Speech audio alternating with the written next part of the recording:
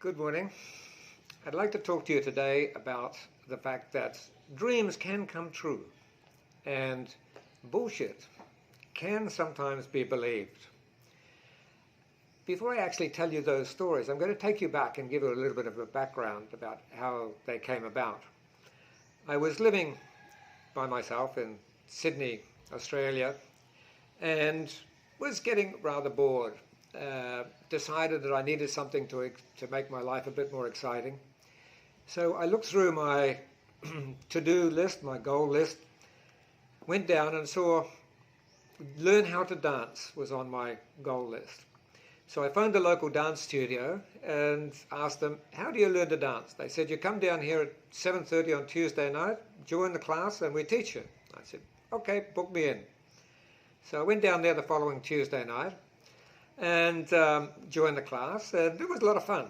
So I went back again and back again and back again. I've been going for about 2 months, something like this, when the teacher said to me, Jeff, would you like to do competition? And I said, don't be ridiculous. I said, look, I've got 2 left feet and they're both at the end of the same leg, I don't know what I'm doing. And he said, no, he said, you've got a long way to go. But if you're interested in doing it, I've got a partner who's the right size for you, and she's looking for somebody to dance with. And I thought, well, I wanted to learn how to dance, so why not? Why not do it properly? So we started dancing together, and this young lady was, she thought she was a lot better than she was. She used to boast about how bad everybody else was and how we should have won competitions, which we never did. And which was not the main problem. The main problem was she kept wanting to get into my pants, which I had no real problem with, except for the fact that I didn't fancy her at all. So I decided to break up the partnership and find another partner, which I did. And we started dancing together, a lovely lady, and we won a competition. And by this stage, I really had the dancing bug. I was really enjoying myself. And I started going to the social dances. And there was one girl there who was very, very good dancer, very good dancer. She'd actually been asked to turn professional, but she had never, ever done competition. So she didn't have a great opinion of her own ability. And so I asked her if she'd like to come out one day, go out on a date. And I said to her, look, I'm going out with somebody at the moment, but we're breaking up in 2 weeks' time. Would you like to come out with me in 2 weeks' time? And so she laughed and she thought about it for a minute and she said, ask me again in 2 weeks. Right. So it turned out that I never actually got back to the dance for about a month or so afterwards. And when I did, we had a dance together, we were chatting, I stood underneath her feet a couple of times, and she stood underneath my feet a couple of times, and so she suggested we sit down and have a talk, which we did. We wound up going out for lunch one day. I picked her up from work, and I just took a picnic basket, and we just sat under a tree in the local park and had lunch. And it turned out she'd taken the afternoon off. So I decided, well, I was working for myself, so I decided I'd take the afternoon off as well. And that afternoon wound up finishing at about 2 o'clock in the morning when I eventually dropped her home. Sometimes later, my dancing partner and I broke up, and I was looking for a new partner, and she said, well, I will dance with you if you like. And she was quite happy to come in as pretty much a beginner because she felt confident to do that. So we started dancing together. And we won a number of competitions together, nothing major. And then I sold my business and we went traveling for 1.5 years. Well, we bought a yacht actually, and we lived on the yacht for 1.5 years. Then we went traveling through South America for 1.5 years. When we got back, we were looking for something to do. And we decided, let's take dancing really seriously. So we set our goals on winning the Australian Championships the following December. This was about April. Not this December, but the December the following year. We were living away from all the good coaches in Australia at the time, so we used to travel several hours down to the Gold Coast well, we had moved up to the Sunshine Coast, north of Brisbane at this stage. So we used to travel a couple of hours down to the Sunshine Coast once a week to have a couple of lessons with one of the teachers down there. And Laurie Peterson it was.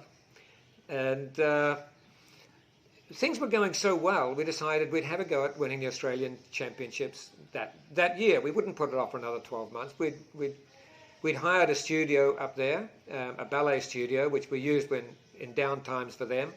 And we were doing our own training. So we won the Australian Championships that year. We won it 4 dances to 1. There was 5 dancers in the competition, the cha-cha, rumba, samba, paso-doble, and the jive. The couple that we beat had been to the British Championships the year before and had got 13th, right, which is 1 place out of being in the top 12, which is the top 12 being the semi-finals and the top 6 being the final.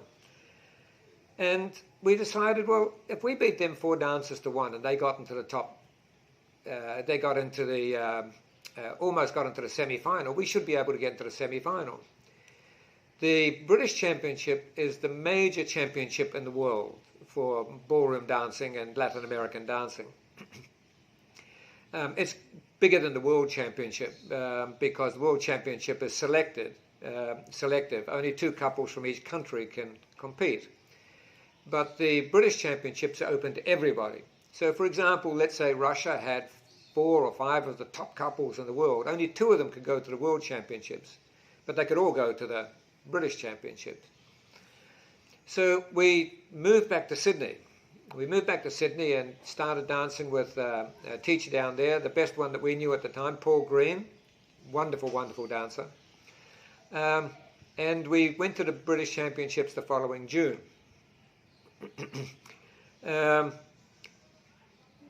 When we got to the British Championships, we listened to a lecture by a chap called Corky Ballas, an American dancer, who was dancing with Shirley Ballas at the time.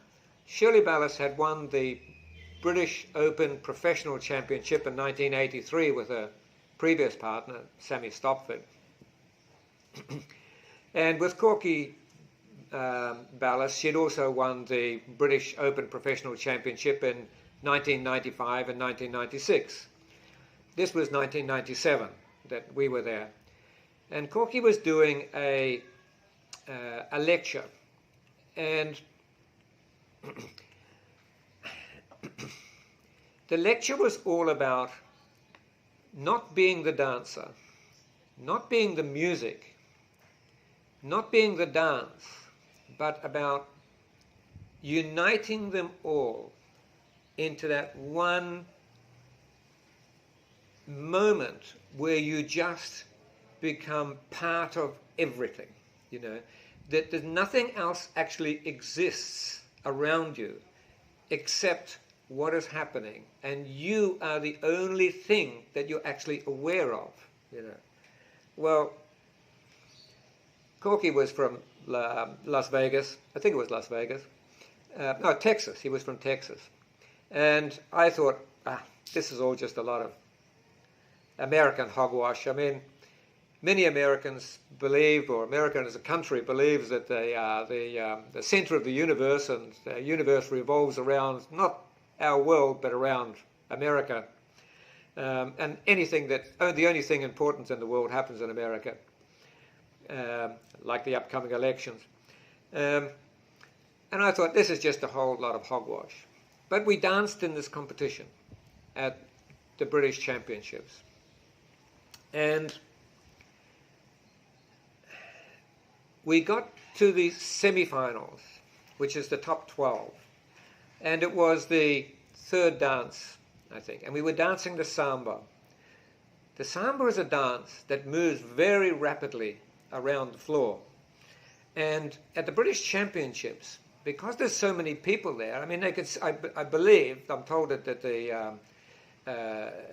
the stadium holds 10,000 people.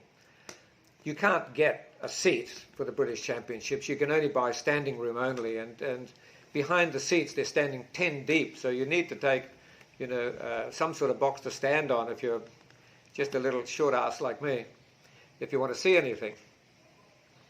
So the samba moves very fast around the room, and the room is the different sections of the room are designated to different countries. So all the Russians sit in one area, all the Australians in another area, all the French in another area, and the Italians in another area, etc. And it goes like this. The British, because it is in their own country, are the only ones that are spread right throughout the auditorium. And as we were dancing in the semi-finals, we were dancing around the floor, and the applause was following us around the floor as we went past, nation by nation by nation. The floor, it's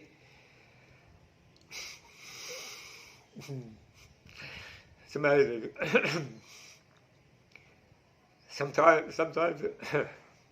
sometimes the things just choke you up.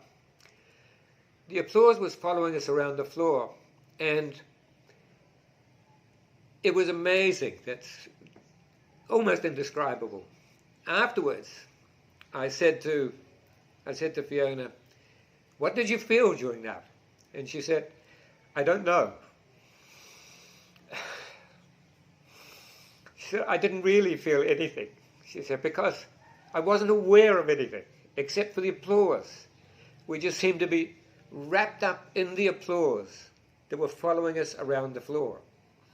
And I felt exactly the same way. And it was exactly what Sammy Stopford was talking about, that I thought was just a lot of bullshit.